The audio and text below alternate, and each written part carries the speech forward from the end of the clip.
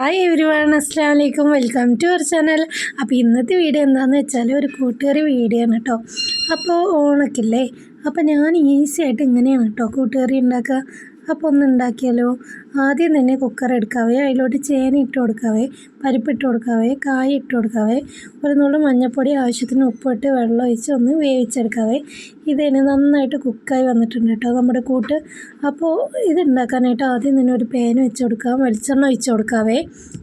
അതിലോട്ട് കടുക് പൊട്ടിച്ച് കൊടുക്കാം, കുറച്ച് ജീരകം ഇട്ട് കൊടുക്കാം, ചതച്ച ചെറിയ ഉള്ളി, കപ്പൽമുളക്, കറിവേപ്പില, ശർക്കര ഇട്ട് നന്നായിട്ടൊന്ന് മൂപ്പിച്ചെടുക്കാം.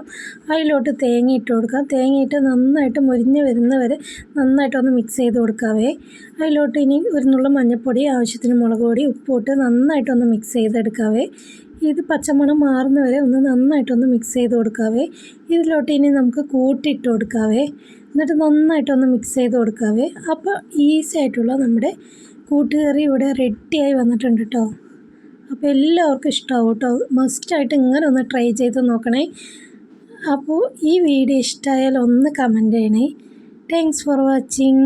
അസ്സലാമു അലൈക്കും.